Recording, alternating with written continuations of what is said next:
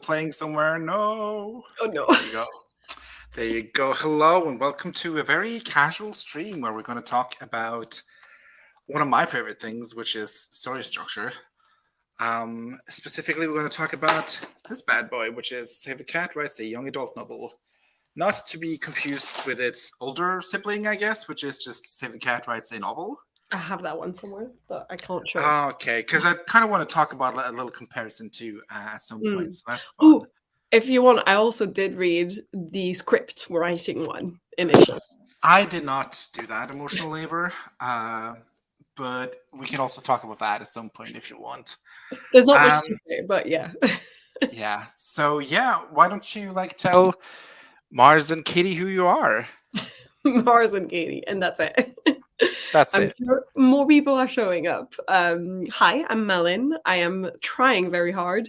And in particular, this time, I'm trying to understand structure so that I can apply it to my novel and fix my issues and troubleshoot myself. So, yep, that's about it.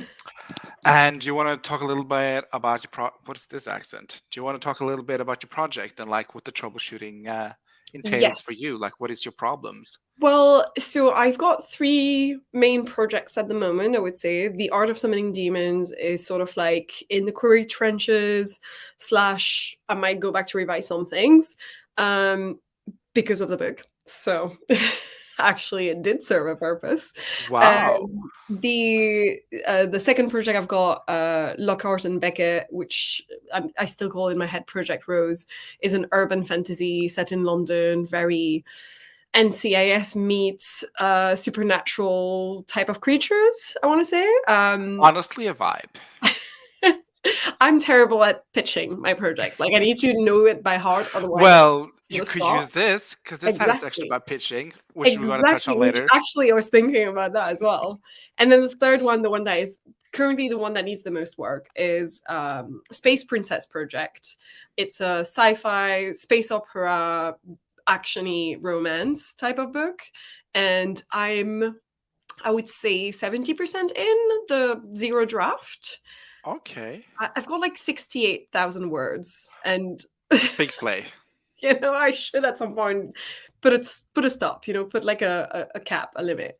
And my main issue that I had before I read the book was mostly I'm having some issues around where's my midpoint? What is my midpoint? Have I already passed it? Or is it coming up still? Which would be crazy because I'm at 70K.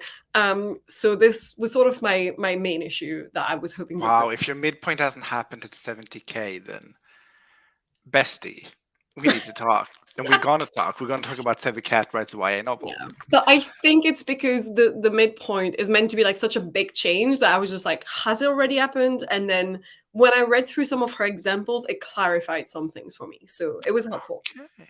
I love that because I'm struggling with literally the same thing. I'm like, what is my midpoint? What is a midpoint? What is a midpoint? Also, I don't know. Also looking for it, scrambling through my novel, trying to see okay, where's the big shift? Where's the big shift? Where's the big shift? And there's none. So in that regards, I failed. But yeah, my name is Stieg. I'm currently also working on a fantasy novel. I'm just through Act 1, so this book couldn't come soon enough for me because I've really been struggling with it. So yeah, I've been outlining from my break into 2 all the way until the midpoint. So that's been fun. What I think is my midpoint, but we shall touch on that later. First, I just want to say for anyone who doesn't know what Save the Cat is, Save the Cat is what, Malin? Oh, you're putting me on the spot, right?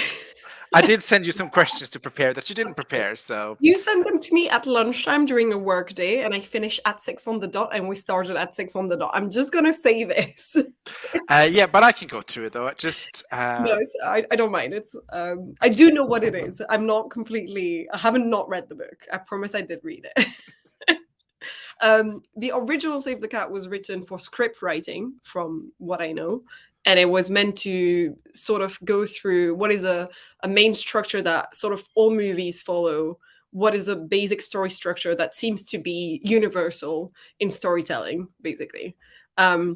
but the title comes from a scene that should happen at the beginning when you're introducing your main character that should make the character likable and very it doesn't have to be someone who actually saves a cat, but it can be anything Win else. me over though. I do like a saving the cat, an actual saving the cat. Yeah. And Yeah. then Jessica Brody, who is the author of Save the Cat Writes a Novel and Save the Cat Writes a YA Novel, read that book, I presume, by Blake Snyder, and she's like, "This also works for novels." And then she put it like into novel words. Yeah. Um, I'd say an essential craft book if you're interested in anything about structure. I don't know. I've read a couple of craft books on structure, and this is like Yeah. by far the most detailed one. This is It's though it's also structure extreme. simply it's also explained in a good way. That's the thing is there are structure books that can be really good if you understand what they're saying, but they're just explaining it in a way that's so much more convoluted. And I feel like she does a really good job at simplifying things and being like, here's an example that you're gonna understand, you know? Yes. And yes, so it is basically 15 beats or like 15 parts of your story that she lays out. And she goes through it very extensively, explaining like what they should do for your novel, like where they should fall in your novel at like how many words or percentages. So I think it's a really good book to start reading, like even before you write. Like if you just like, I want to write a story, but like what comes first, the beginning or the end? Because that's basically what she does. She lays out like this is your beginning, this is your middle point of your book, and this is your end. Mm. And as always, I feel like, especially craft books on writing, there's like they're more. What's that quote from Pirates of the Caribbean? They're more like guidelines than actual rules, or whatever Yeah. Barbosa says. And I feel like this is like such a good starting point for a novel. This one is eons old, and I remember reading it the first time, thinking it has a bit of dated examples in it. Yeah. So she definitely upped the antiques on this one in terms of examples. Yeah. So yeah, I this haven't one, I haven't read the original one, the orange cover one, in a really long time though, so it will be a bit hard for me to remember it for the comparison because I don't remember if she said exactly the same thing in some parts or not.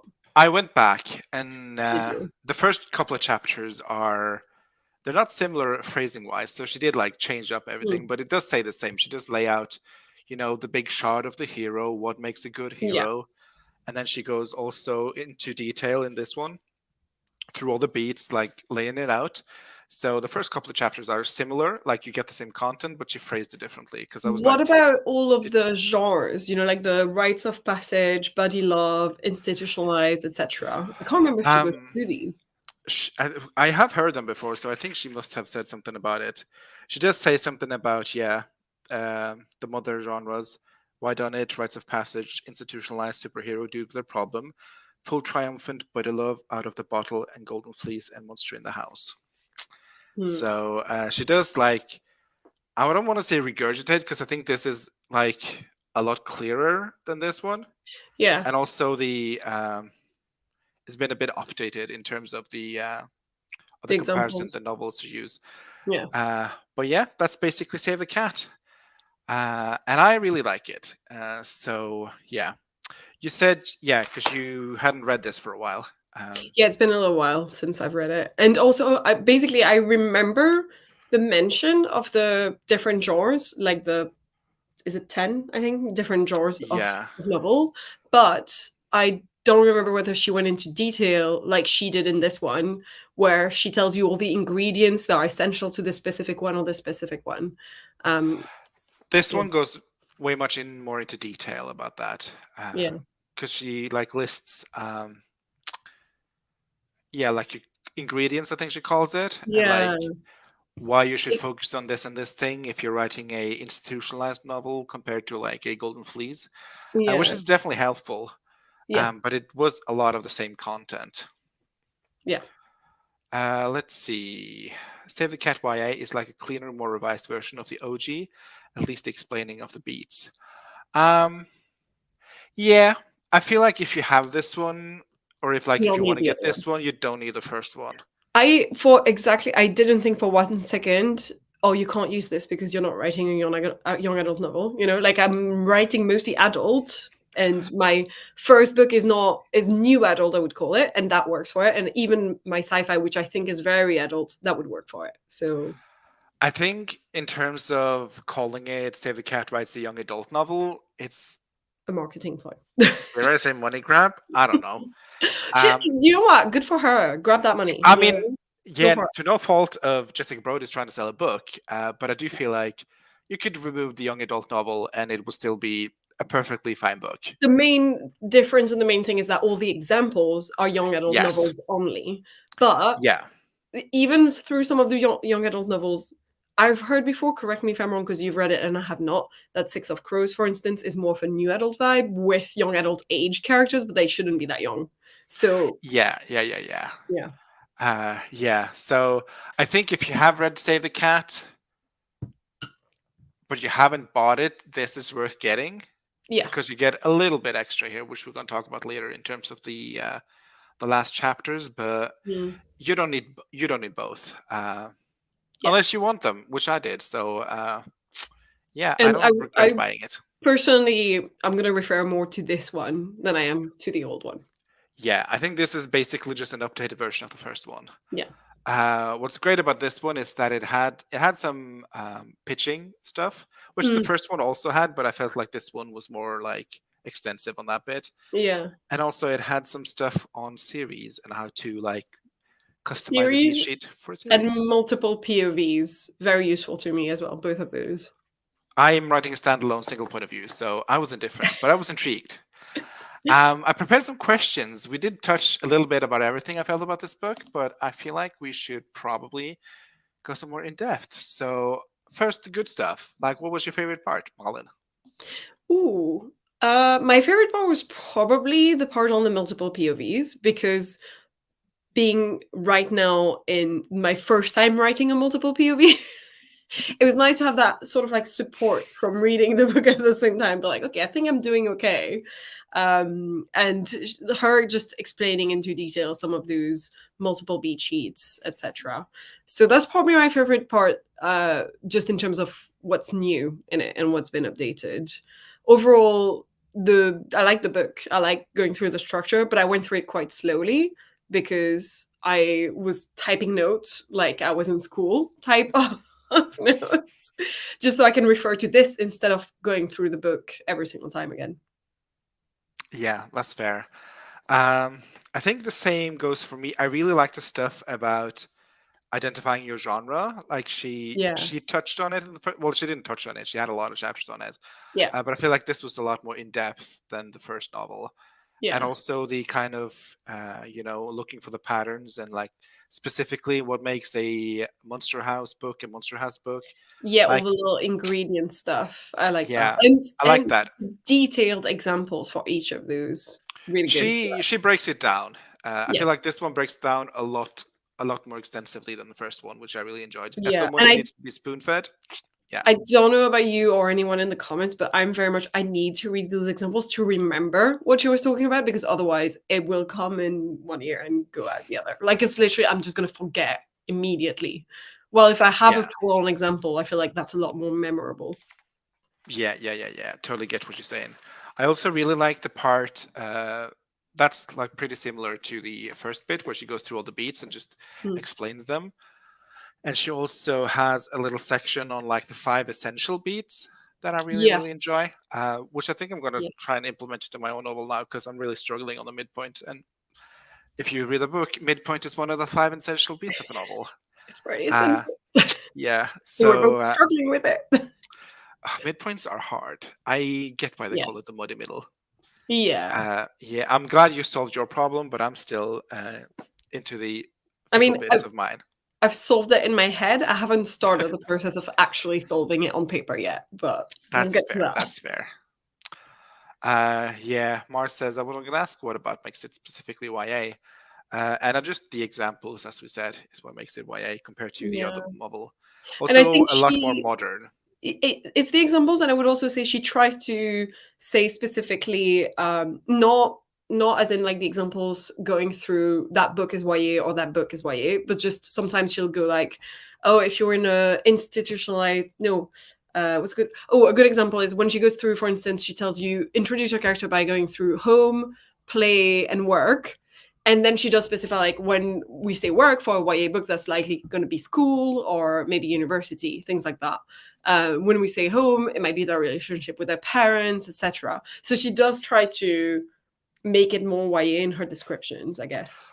Also, what struck me as very YA was that god awful font she uses for her chapter headings. Let me Oh see, God, like yeah, not a this fan. one, like this Comic Sans bullshit. Yeah, I don't know. It If just you're feels gonna very. use something adjacent, I can't say that word, to Comic Sans, just use Comic Sans. Like, I'd be okay with that. Yeah, at least that'd be a meme, but yeah, but really not important. But that felt very YA coded. I also think she had no say in that, and it was just the publisher who was like, "Let's make it look like a young adult book." That's fair. That's fair. It was giving like middle of 2000s. You know when they released all those classics as the young adult novels, Mm, like with like rebranded, like Jane Austen and all that. Felt a little bit like that. yeah. But yeah, that was a favorite part. But now like more fun. What is your least favorite part? My least favorite part of the book. That's a good question, actually, and that's probably one I should have prepared because now I'm trying to think about what I really disliked about it. um, Probably, I wouldn't say it's the structure as in like that's bad. I think she went into detail about it, which is really useful. But trying to figure out where each of these beats match my story made me feel uneasy because I was like, oh, it's making me think. And right now, I just want to go through the book. Yeah, it's a lot of the same. I feel like as Save the It Cat. is, It yeah. isn't doesn't bring a whole lot of new to the table. It does bring some new stuff to the table, which is The why I would structure is recommend. just the Yeah, structure is the same. Yeah, which is why I would recommend getting this over the other one, the yeah. first one. And also the naming of some of those things makes it more confusing, but it's not like that's her fault. I would say that's probably also left over from the Blake Snyder version of the book, like the initial script writing one. But things like the shards of glass, some of the naming conventions for some of these things, I was like, I'm not going to remember that, and I'm going to wonder every single time what that refers to. Yeah. But yeah, that was probably my least because you're paying like full book price for a book Yeah, that I already have. yeah. So that was my least favorite part, probably. I knew it was coming, but still, it was like, okay, I was hoping there was some more new stuff. It's not that Uh, big of a section though. That's I would at least say that the main. I feel like the 10 genres is what takes the most space in the book. yeah, Yeah, definitely those 10 chapters. yeah. But it was really useful reading those, trying to like figure out where my novel kind of Mm. plops into it. So I really enjoy that. Also, as someone who just loves deconstructing structure, it was really fun read. Oh, I've got another least favorite part of the book. Oh, The chatter around, like, just the banter that makes it all like friendly and just like, don't worry about it. I hate that kind of speech. I'm just get to the point. Like, I'm using this ah, for, unless you like that, but I liked it. I didn't mind it's like the whole like. I kind of like a sassy narrator. it I don't just felt know. like a bit, when I like to watch YouTube videos on 2 times speed type of thing, and I would just like, let me skip through this. This is filler. Yeah, I don't know. I like that. Yeah, I thought that was fun. She did it also in the first book, Yeah. very similar, but I don't mind it. But yeah, that's probably my least favorite parts. Also, the font of the I think that is your underlined. least favorite part. It's just the font. Yeah. Um, who do you think this book is for? Like, who would you recommend it for? Honestly, Also, I had this as a singular question, but we can probably also talk about in what stage of the process do you think this would be best yeah, read or because I was best gonna say, do utilized? you mean as in like for pencil slash outliner slash, or do you mean more as in people who are writing young adult novel versus people who are writing any type All of of book? the above, like people who's Yeah. writing the first draft versus the, final draft. I would say probably for everyone, unless you're already a pro at structure and know exactly what you're doing, and maybe you're using a completely different structure than this one. I don't know. Otherwise, I would say it's useful to know for anyone because the more I know, the more I can pick and choose what works for me. At least that's how I see it. I also think it doesn't actually matter which stage you read it at because I'm more of a planter. Like, I'm gonna outline it a little bit and then pants my way through most of it, and it's useful for me to read it after because then I can fix the structure and make sure that it makes sense. But I think someone who likes to outline a lot more before they start might want to read it before, and that's all. Do you use like the essential beats when you plant, or do you just like Um, write or like sort of. plan a couple of chapters It's ahead? more of a bullet pointy type of list of what I want to happen. I just want to make sure that I have an ending in mind for most of when I start writing, because that's the main thing I need to write to, and then I can sort of start make myself more of an idea of who my characters are, and then use a bit of structure as I go. But before I start, I don't outline the whole thing like some people do, a proper outline. I don't do that. Okay, that's interesting. Um, I agree with you. I think this is basically for anyone. She also touches on it a little bit, like you can use it for revision, but it's only Yeah, like a paragraph she mentioned that. yeah, But yeah, I think this could be used as someone who's like, I want to write a book, but I don't know how to do it. Like this is a great starting point if you're yeah, like into structure. But you could also be into very much like the fast and loose pantsing situation that you're doing. yeah. Uh, but as someone who needs to be spoon-fed like information, this one was very good. Absolutely do recommend it for anyone who's looking I to read mean, craft books. I feel like it was useful for me now and I'm in the middle of writing rather than before or after. So even that is still useful just to fix and troubleshoot some problems, I think. Yeah, that's valid. I also agree. I also agree. Do you think anyone who's like written multiple books and like are already published would have any benefits from it, or is it more like a novice situation? Mm, I mean, if they're already quite successful, they might think I don't really need to learn more about structure. But I'm a believer in always learning, so I would say yes. It's still useful to learn more, even if you feel like you know things. I don't know.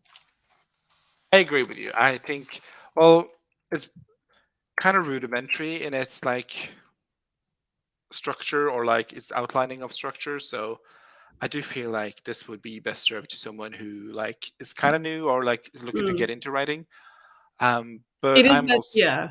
It's yeah, definitely very useful for someone who doesn't know where to start because I think she breaks it down in a very simple manner. yeah. But I also agree with you that like you can learn your entire life, and why not learn from one of the more popular question mark, is that what we're Mm. calling it, writing books? Yeah, Because lovely. Save the Cat is the one I see recommended a lot. Yeah. And Uh, even without, if people don't know Save the Cat, very often they'll have heard of some of the beat sheet points. They'll be like, "Oh yeah, I've heard of the All Is Lost or Dark Night of the Soul."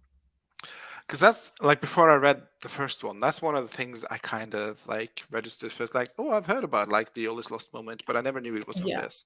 yeah. So definitely. I think we're gonna jump into a sprint before we're gonna touch on some more questions. If there's anyone in chat that has any questions about this book, feel free to drop it. If not, we're just gonna ramble on about it like we're currently doing. Let's see.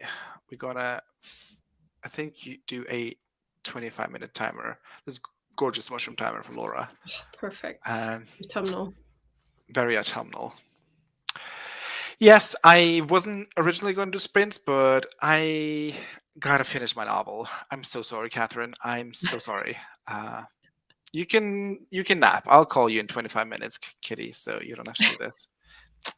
But yeah, we're gonna do some sprinting, and then we're gonna be back and talk more about Save the Cat writes a young adult novel.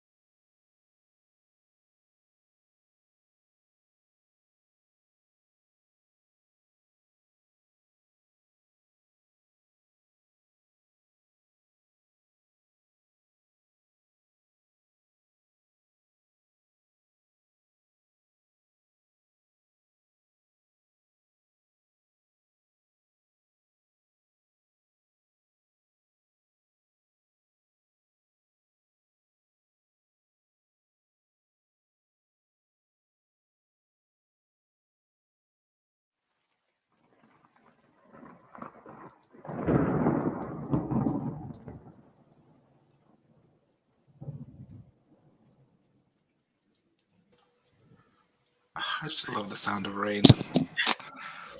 Also, goodbye, Phoebes. Oh. Thank you for staying for the sprint. We had some more people join us. I don't think I even said hello to the first ones, which was like Mars and Katie, hello. But also with joined by Sasha and a Violet and a Grayson, and then the Phoebe who had to leave, and then also a Laura. Hi. Um, welcome one, come all. We're talking about Save the Cat writes a YA novel today.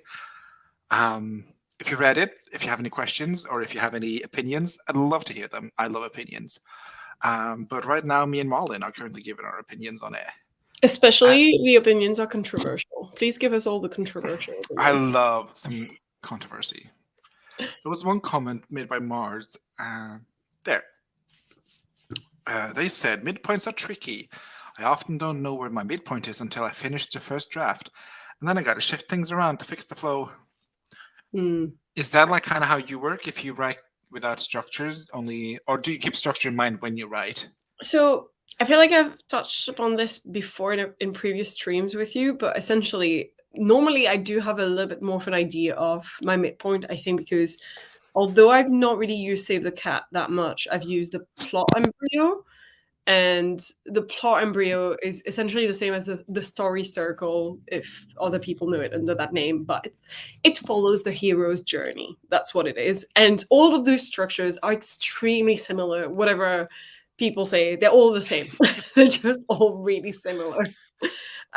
So I feel like I had midpoints in my previous two drafts, but my current one, the Space Princess Project one, I really thought I was writing more for romance than I was. I was like, yeah, I'm committing to the romancing the beat sheet, and I'm gonna, make everything flow into that beat sheet. So I started off that way, and then I realized actually my romance is more like maybe 40% and 60% is more of the actiony plot and the political intrigue and things like that.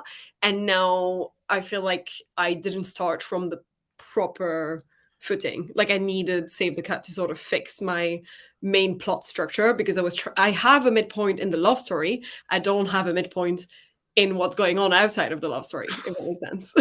Yeah. I get it. Um, but yeah, that makes sense actually.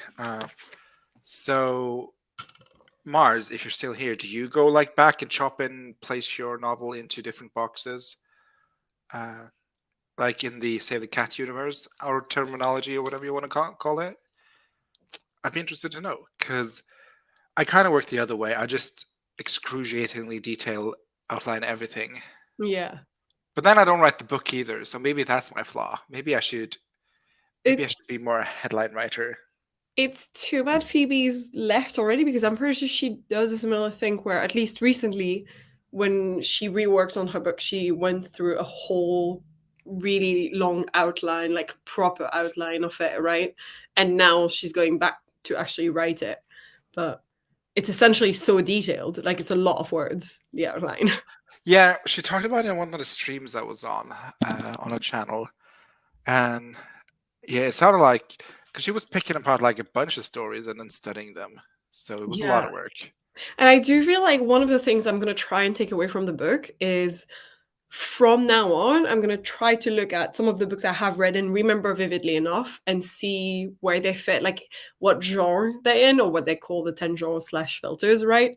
And see if I can sort of think of the main 5 beats, like the big ones, just to do the exercise because I feel like when you apply it to something else, then it's easier to do it for your own. From now on, your eyes will not be blinded by the light. Exactly. Good. I can get behind that. Yeah. Laura also made a comment saying, "My fear is that if I read Save the Cat, my innovation will go out the window. My stories, I presume, will be formulaic." Any thoughts on that? I feel like it's more of an you can have an outline that's going to be the exact same for 2 books, and because you have 2 completely different authors, it's going to be completely different books. So I feel like the structure should not it's not going to stop your innovation or your imagination or anything else of the sort. But also I don't think everyone has to use it if they feel like they do better without. And Laura, if anyone else in the whole, like, it's one person I know that is actually getting, her stuff out, publishing it, advertising it, doing the work, and someone that I look up to. So if you feel like you don't need it, you don't need it. Absolutely. I feel like that is any craft book or any like writing advice or like anything like that. It's only applicable if you want it to be. Hmm. I feel like because obviously there's a lot of like uh, Grammarly stuff and genre conventions and tropes and stuff that people would like you to follow, but as you say, Laura is out here on the streets putting in the work, and Yeah. yeah, if you don't want this, Laura, then you don't need it. Honestly, you Yeah. are slurping without this. I just need some straws to grasp, and this is my straw. So Same. Same. Mars replied with, I outline in detail, but Act 2 is the hardest for me in terms of emotional arc. So revisions are a lot of rearranging to make the journey between Acts 1 and 3 make sense. Ooh, this is one of the things that I felt like this is gonna help me is the whole, because I remember this from the old one, but it'd been a while, right? And it's the whole like downward path versus upward path. And I feel like I need to relook at some of my stuff and be like, okay, are they on a downward path? Is this an upward path? Because I don't know. I feel because she also mentioned that like the downward path shouldn't just be all downward. Yeah. There's got to be some ups and downs, some little roller coasters there. But it's more about the main goal of that specific act, right? So it's like, Yeah, are they not getting to that act two goal or whatever? yeah. I feel yeah. They continue to say like I'm fine without outlining the plot events in detail, but the character moments don't really fill in until I'm drafting. That is that is something I should probably think of because that's one of my big struggles. I'm like these are Mm. just this could just be cardboard figures. Like they don't do anything. They just exist. So yeah, I'm gonna take some writing advice from Mars. I think. I get this about the character stuff, but because I think that's the main reason I like to pens a bit my stuff is because I don't know, I couldn't possibly work like some people do a character sheet and they're like, my character is going to be like that and they're going to like this and hate this. When I start to write them, it's the opposite, and they actually are more like a completely different character than I imagined on that sheet. So it doesn't work for me. But the plotting of certain beats, yeah, that could do with more outlining, I think. I agree, and I'm kind of the same. I think like in terms of plot, I like to just outline everything because I'm writing kind of a big political situation. So, I need Mm, to know where all the kind of all the political stuff is going on. But in terms of yeah. characters, I don't even know what they like or don't like. Like whatever. They'll just You like whatever the story Are you plotting mostly on your computer, like digitally, or are you doing like anything like a board that you're actually thinking with on cards? computer. I'm Yeah. using I'm using like tiny note cards on Scrivener. Mm. Let's see if I can show some of them. They're just I don't know. I feel like still have yet to find that one thing that just really works for me in terms of I'm outlining. not to say this will fix it, but I am making Like a video one day that will come out where I'm this doing is so essentially tiny. a board like that with all the beat sheet from the Save the Cat, but on Figma because it's like a designer thing, but it's free to Oh, use. And it's pretty easy if you use just the basic of it. You don't need to know all the details of how to design a full website to use it, you know? Um, I've dabbled and dabbled, which I really liked, but it costs money, so I'm not a huge fan. yeah, fair. And there's also another one. Was that Milanote maybe? Or Milanote or Milanote? Milano, yeah. Which has some free bits, but if you want to get like an entire novel's worth of content on a board, you have to pay for it. So again, I'm like, What "Ugh, do I use? whatever. Oh, yeah, I use it. I used it a bit for like interior design, like ideas thing, because I kept seeing the DIY girlies on YouTube getting ads for Milanote and being like, use Milanote to design your room. So that's what I use it for. So yeah. You totally did, Mars. Well, you didn't give any advice. I just took it. So I'm sorry. No choice. Yeah. Also, hello, Portia, and welcome. We are talking about Save the Cat writes a YA novel today. And I want to touch on some few things after I've read Violet's comment. Character sheets for me are open and ever changing documents, but I only normally make them after the zero draft. I'm Yeah. trying to use them more. I used to be really against them. No, Oh, I'm with Violet on that. Definitely after the zero draft, that's when it's super useful because otherwise you lose track of whose hair is this color and who actually hates chocolate, and do you know what I mean? Like those little details you put in your zero draft, and for them to come back and for them to make sense. And that's how you end up with a book where character has green eyes and then page 50 they have brown eyes and you're like, wait. What made you change your mind, Violet? I'm interested. But yeah, I want to touch on a few stories. Few stories, I guess. Well, particularly 10 stories, because that's one thing she talks a lot about, Jessica Brody, is the 10 stories of, well, she called them story genres. I should probably update the banner for that. Yeah, But she but calls it's them story that's genres. confusing, isn't it? Because when we think of genre we think like fantasy, Is sci-fi. that what she refers to, your mother's genres or something? I think she says like filters at some point, and I was like, I prefer that because genres is confusing to me. Yeah. But yeah, she called them 10 story genres, which is basically 10 different stories that every story ever written fit into. Mm. And I just want to, because I've read a lot of stories and I didn't really think about it that way until I read her like take on it, but they do really all fit one, well, 10 patterns, I suppose. Yeah. Uh, But so, it was confusing when she starts on it and explains, "Oh, you could see it like it fits within that story genre, but someone else might read it like this and think it fits more into that story genre." That confused me more. yeah. And I do like you said, I do like it better when she refers to them as filters Mm. in terms of the way you see the stories, because that makes more sense. And also, it doesn't really confuse me in terms of like sci-fi fantasy as being Yeah. genres. Uh, but I think she refers to them like as my mother's genres or something, Mm. which I think is her way of saying they're outdated. I don't know. Yeah. But yeah, I really haven't really thought about this concept before. I also really like that she went into all the details. As you said, she had a lot of like uh, elements I and like stuff that. and ingredients that she refers to in like the different genres. I'm going to read out what they are just so we can all be on the same Mm. page. The overview of the 10 story genres is rites of passage, buddy love, institutionalized, superhero, golden fleece, which is my fave, I think. Full triumphant, dude with a problem, out of the bottle, why done it, monster in the house. The only one I'm not sure about is why done it. Is it just because who done it is copyrighted?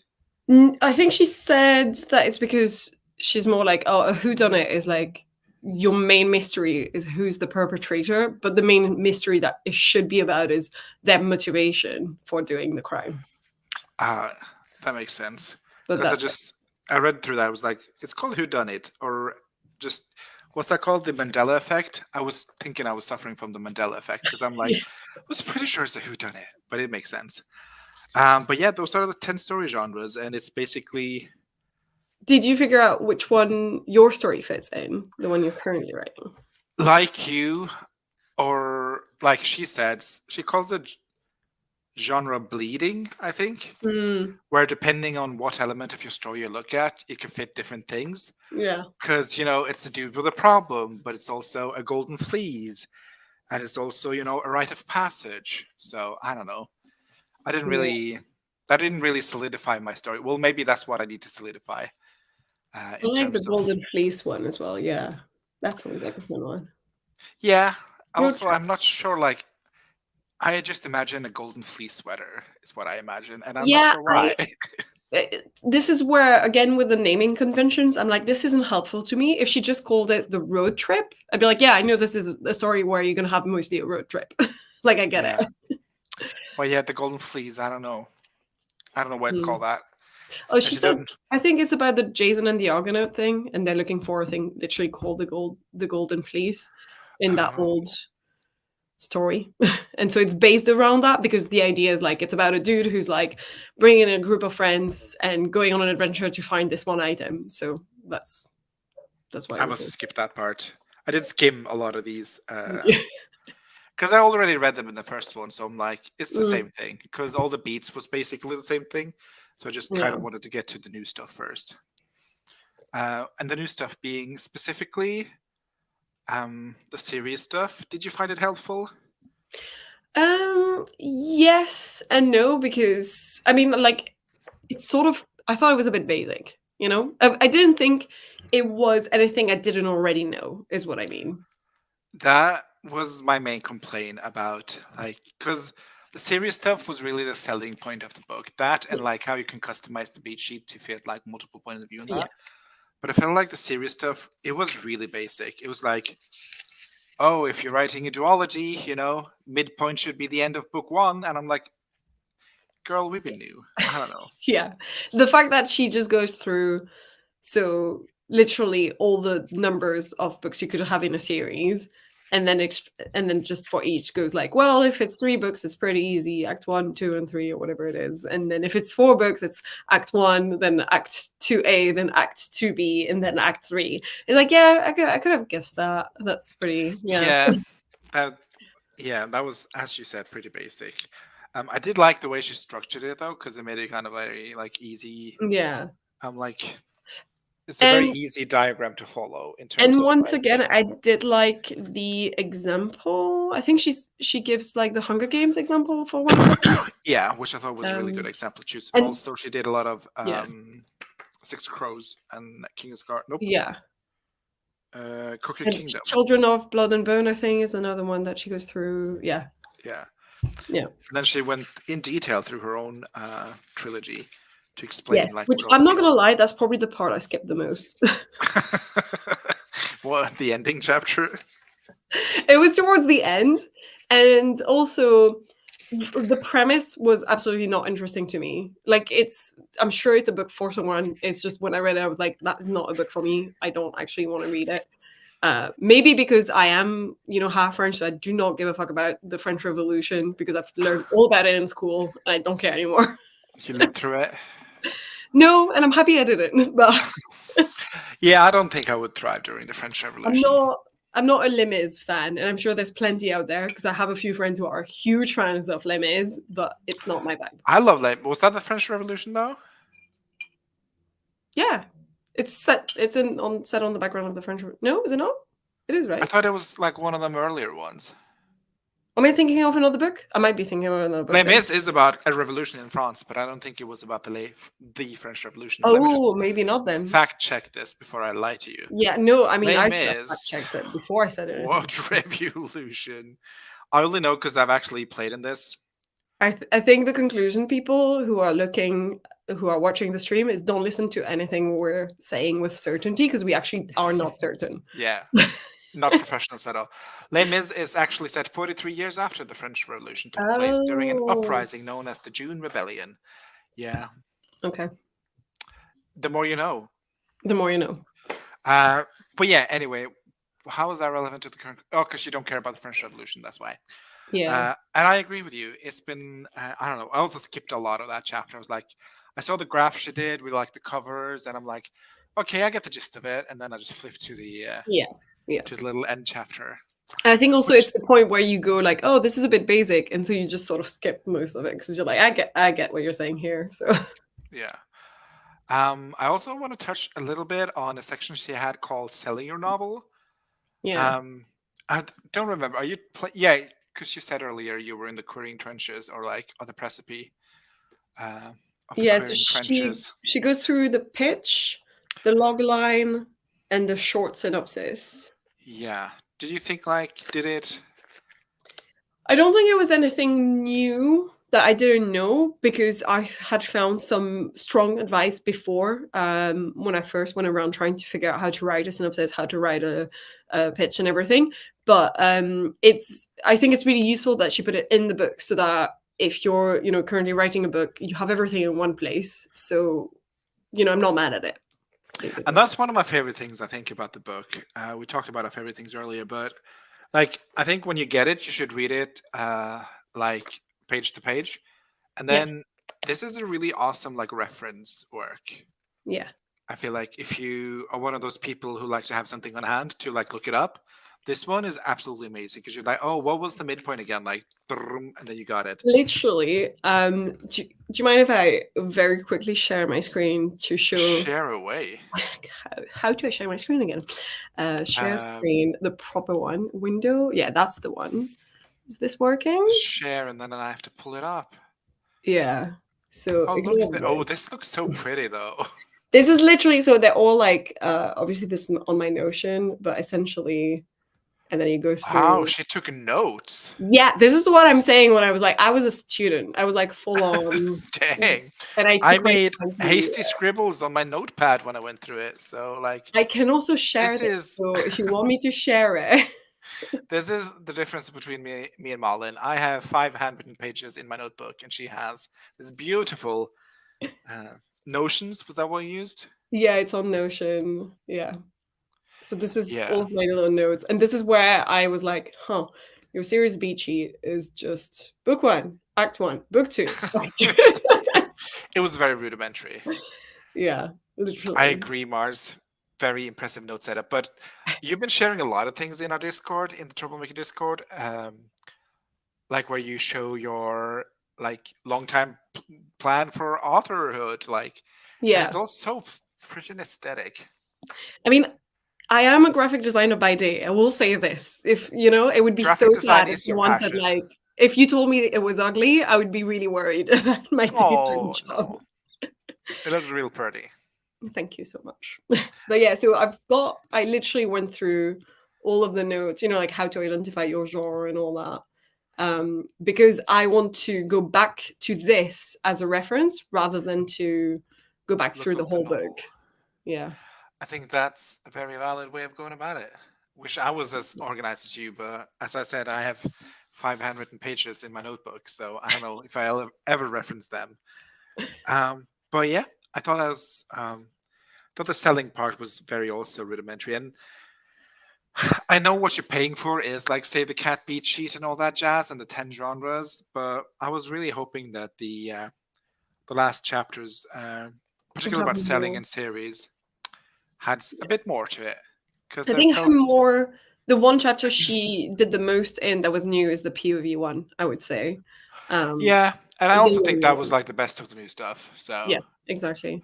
but I The feel like series, they the could have series been. and the selling, you know, the pitch and all that is stuff we already know, but it's useful to have in one place, I guess. That is fair, but I felt like it could have been like a blog post or something. It didn't have to go in a book.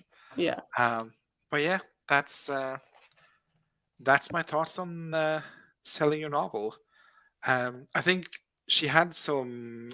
Let's see if I can find it. Some formulas that you could use to craft your own logline and stuff, and I think that'll be really helpful down the line. But as you say, it's nothing you can't really find other places. Yeah. Let's see here. And also like the examples she used when she made the pitch. Where's the pitch formula? I had it right here. There she goes. Um, oop, you can't see it here, Yeah. but she has like a formula for making a pitch, Yeah. and I thought it was really helpful. Yeah. But as you say, you can find that online, yeah. And then she also had one for like how to craft a short synopsis, which I think was very useful. Um, but as you say, it's very like short, so I would have liked some more of this as someone who's like so excited to get into marketing and all that jazz. Ooh, Uh, yes. So you know, like how I've made my little mind map thing of skill tree or whatever to become an author, and I was struggling so hard to find things on marketing because a lot of marketing things out there are, I think, more generic for like a brand or self branding, but they're not specific to being an author. But literally 2 days later, Daniel Green, who's a YouTuber, an author tuber slash booktuber, posted his video on how he did his own marketing for his books because obviously he's got I think two, maybe three out. I'm not sure. Um, so I've like saved that one immediately because I feel like there's not that much good content out there for specifically authors marketing. I feel like I had a little list on my phone with marketing books or books I want to read for marketing, but If you've got some good ones, send it. I mean, I haven't read any of them yet because I'm like, I should probably focus on finish the novel Yeah, fair. before I ever. Uh, but I can't really find them right now. But I will shoot you a message when I do find them because I'm pretty Yeah. sure I saved some. There you go. Uh, marketing books under a note. One called Newsletter Ninja, which is about crafting a newsletter, Okay. and one called BookBub Ads Expert or Excerpt by. So newsletter ninja. Yeah, I don't Go know. I for it. didn't write down the author for that, but I think you can find it No, pretty I think it easily. came up immediately. Tammy Lebrec. Okay, That yeah. sounds familiar. And And then the other then one, sorry, was BookBub Ads Excerpt or Expert. I'm not sure if that's a typo.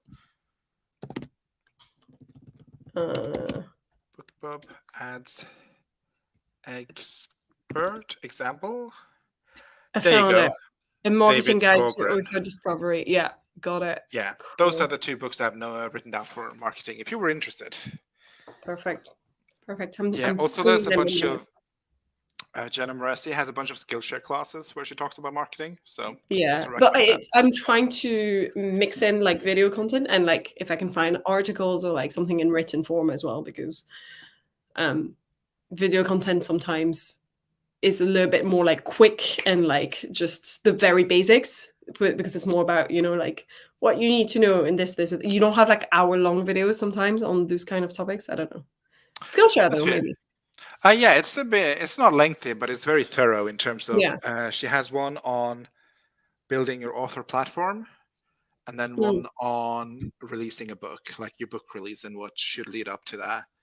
Yeah, And the book launch part is something I would have expected to see in there, but just because selling your book, I'm picturing the book launching. But I think this novel is more about traditional publishing than it is about independent yeah, publishing. she doesn't mention like self-publishing at some point, but also I feel like traditional publishing, you should do all these things. I mean, some of Yeah. them are not in your like control grasp.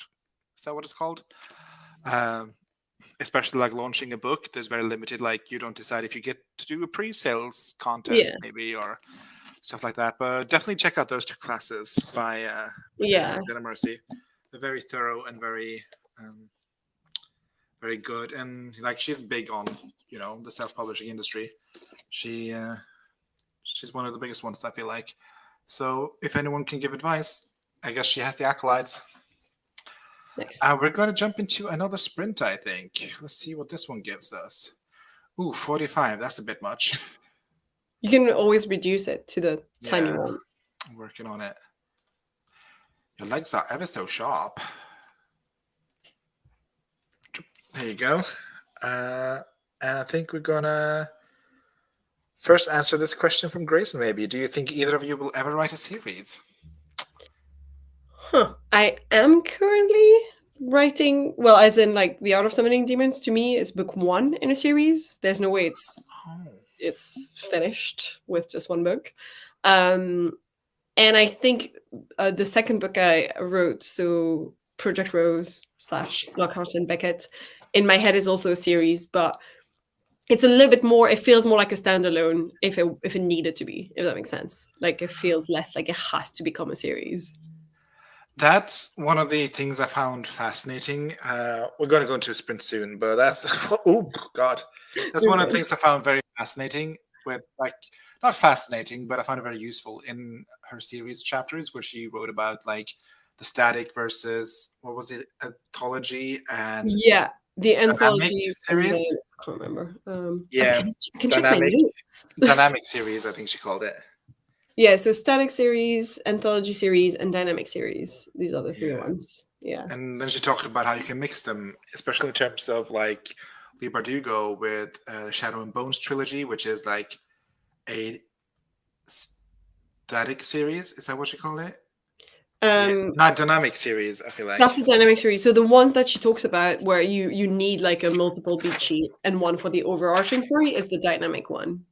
Yeah, and then like Because inside the Grishaverse, which was like the anthology series. So that was really fascinating. I yeah. really like that. So static and anthology are both, she said, both of the above can be read in any order, basically. Yeah. while dynamic you need to read in the correct order. Yeah, and then Mars said, "Oh, I've never considered making character sheets after a draft. I haven't made a real character sheet in a while. I just have a long list of notes for things I fear I'll forget." That is essentially your character sheet. You just put it under a name, and then you're like, "Yep, that's the things I can't forget about this person and that person." And Violet got her idea, or like her change of opinion from a different crap book, the fantasy fiction formula. I'll have to check Actually, that out. yeah, Yeah. I actually don't know that one, so that's another one to add to my list. The fantasy fiction formula by. Oh, this is a very homemade cover. Deborah Chester, maybe? Does that ring true, Violet? Call it.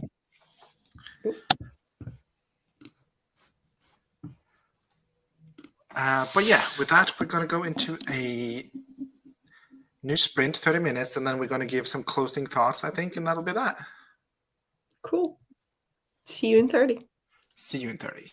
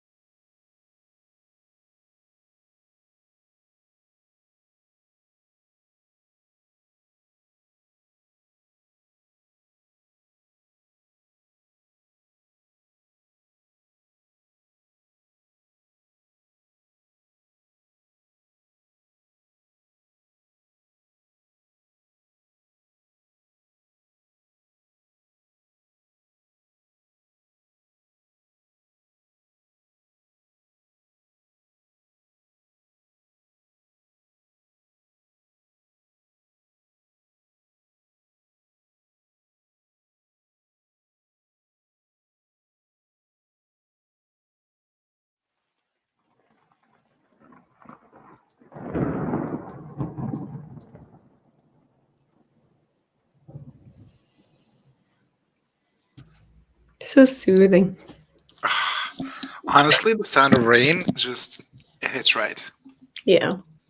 It's like these playlists are just rain sounds and forest sounds and stuff like that.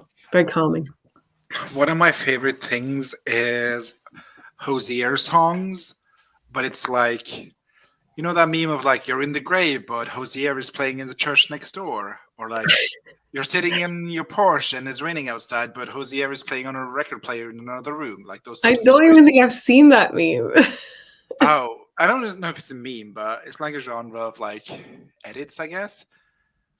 I need to I'll see show you it. some, but they're really good. It's like sitting on the porch, but Hosier is playing in another room, like those situations. Mm.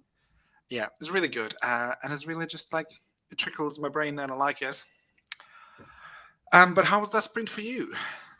It was good. I mostly used it to plot my is it five? My big five, yeah.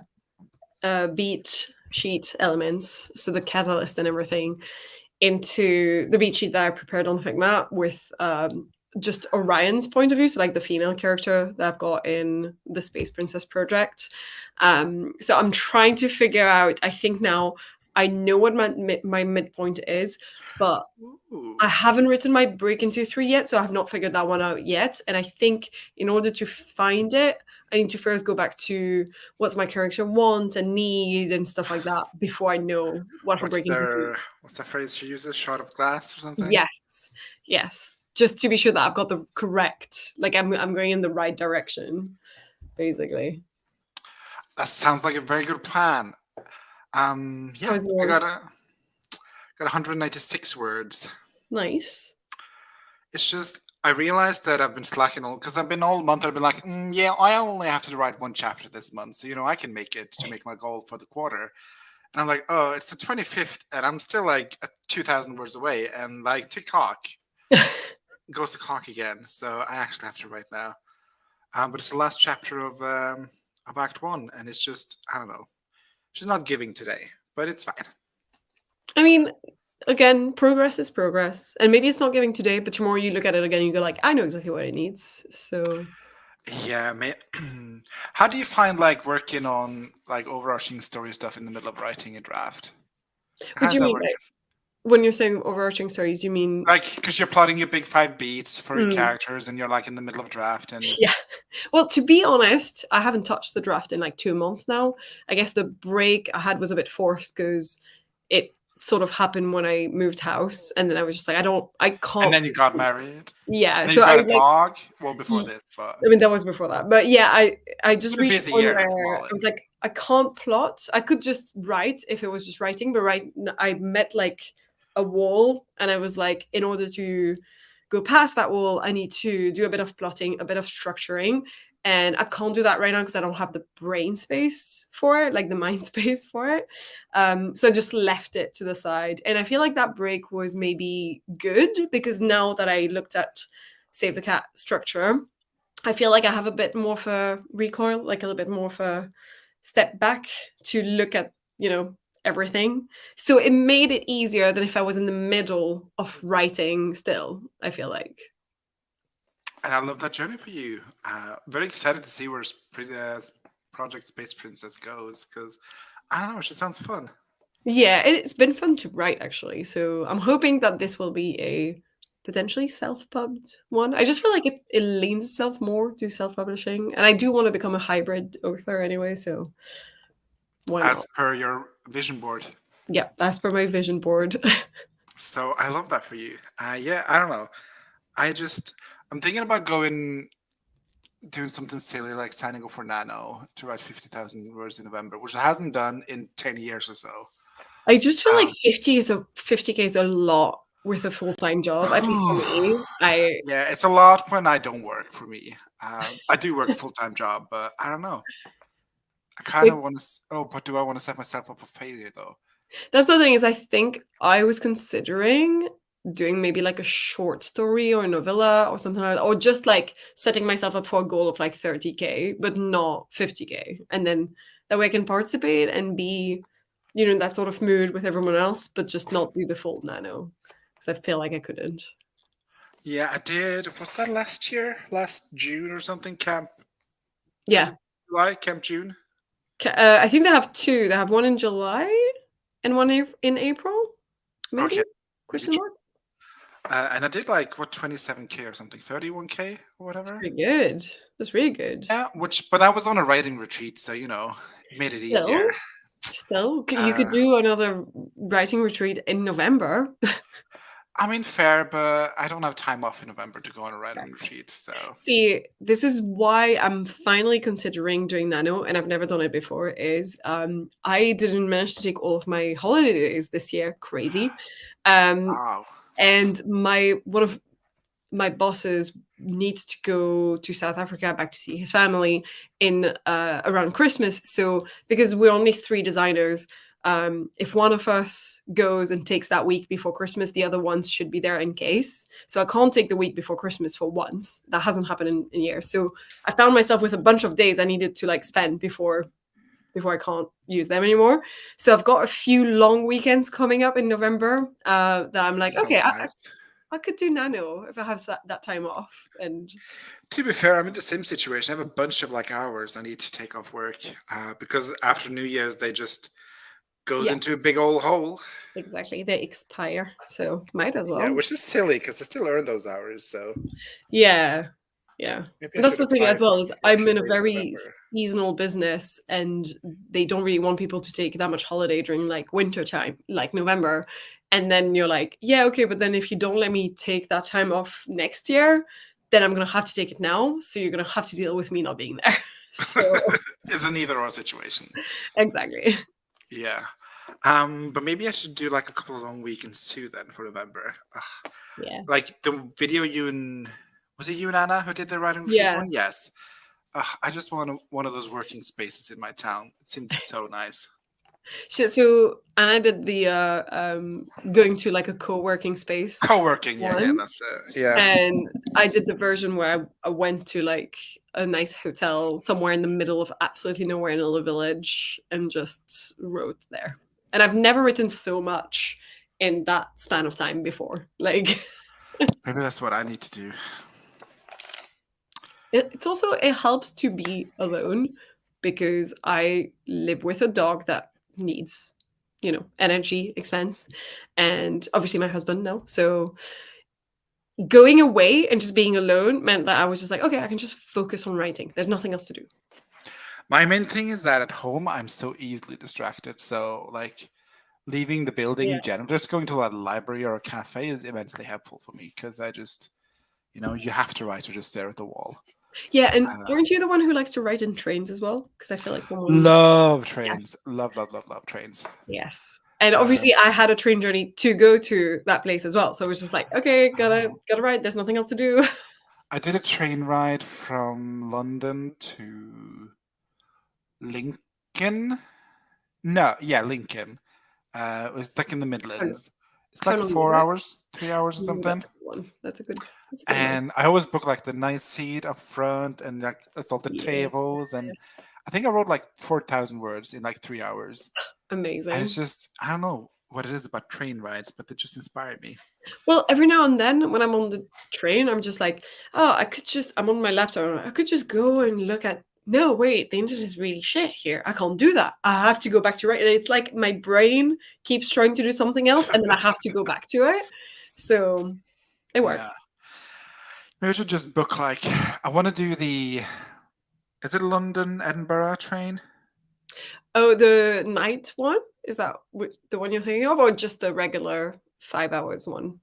London, I think Edinburgh. there's one up to Edinburgh and then there's one around Scotland and then back Yeah. to England. I'm not sure. Like one of those train rides.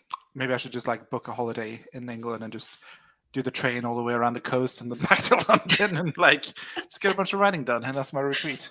Just like an actual train trip, and the sole purpose of it is the train. I love trains though. But yeah, back to Save the Cat, right? Yeah. It's a young adult novel. I think I've said everything I have to say about it, but maybe we should do some closing statements. Like, Yeah. would you recommend this book, Malin? And who I would you recommend it for? I would, and I would partly recommend it to anyone who hasn't recently read the other version because then I'd be like, buy this one instead, get this one instead, because I think it's more complete, more recent, and simpler. Just in terms of not as in like there's less stuff, but as in it's explained in a more simple manner. So And I would also recommend this book, but not if you've read the other one recently. yeah. I think it's a really solid foundation to structure if you like looking to learn a little bit about that. It's very like rudimentary, like not rudimentary. Is rudimentary a negative word? I think so. I mean, you could say in a positive way after any It's word. very like it's very foundational. That means Yeah, like rudimentary ish. It's very foundational, and I feel like if you're looking to get into craft books on writing, this is a great starter. yeah, Um, agreed. yeah. Mars says, I'll probably pick this one up if I see it on sale somewhere, but since I have the old one, I wouldn't pay full price for this one. Yeah. 100% agree. 100% So agree. that's why I think I've said this to some people, but I got it on my Kindle because I already own the physical format of the first one. And I was like, I just want a version I can have because I have the Kindle app on my phone as well that I can have with me at all times if I want to refer back to it, which I can't do with Or it. your notes. Yes, now I have my notes as well, so I can just do that. But that's so I would recommend if you already own the first one in physical format and you're like, it would be useful for me to have it on my Kindle, then just buy that one on Kindle instead. There you go. Enjoy, Sasha. I do recommend it I overall. think I think we should ask Jessica Brody for a commission being paid over there. How So much is this book? Like £2 or something? hey Jessica, we're selling it for you. We're selling a singular copy. I'm sure she sold a bunch more than this because I feel like this is one Yeah. of the more popular writing She books. has a really good marketing technique, which is that she appears on a lot of talks online on YouTube where author tubers in general flock to and see her talking through the book, going through some examples, and then she's like, go buy that book. It's like, it's clever. Which is me and you because we went to that NaNoWriMo thing and here we are, insert cloud face emoji. Literally. Yeah. But yeah, no regrets. I think it's a staple to have in like your writing book collection. Either, not both, but either. Yeah. I don't think both are necessary. Yeah. And then to wrap it up, I just want to share this quote that she had in the last chapter, which is inspiration only gets you started, discipline gets you finished. And that's what I'm trying to manifest. It's a tough one. She also says something along the lines of like writing a book takes a real long time, so don't compare yourself to a published novel. So that's also what I'm trying to Yeah. manifest. But yeah, thank you so much for joining me for this delightful and exhilarating talk on Save the Cat Writes a Young Adult Novel. Yeah, thank you so much for wanting to participate. I asked you like Thank so you for long ago. Thank you for asking me. Yeah, I think you mentioned it a while ago, but then I said I'm going to be really busy that month, so if we could do it the month after, and then you said, okay, we'll do it for end of September. And I And was like, here we are, end of September it is. Also, guten Abend, Anne-Sophie, wie geht's? But yeah, thank you so much for joining. That'll be it. I'm gonna return to regular scheduled writing sprints next Monday. Might be guest, might be no guest, who knows, but it'll be a lot of sprints. And then at the end of next month, I will review another craft book that I haven't decided yet and try to have a guest on to speak about it. So if you've had a craft book that you want to read or that you've read and want to talk about, hit me up and we can work something out. very genius. Yeah. Story Genius. I have that book and I've started it so many times, but I've never finished it. This is exactly why I just said that one because I'm like, I need to finish it. I mean, honestly, it might just be me and Malin here next month. Who knows? With Story Genius by Lisa Crone. No, is that her name? Yeah, Lisa something. I Yeah, think it's Lisa something. Crone. I think. But yeah, thank you so much for joining me. I hope anyone watching found it a little bit interesting. Mars did, so that's all I care about, honestly. And with that, we're pulling the plug. Toodaloo. Toodaloo.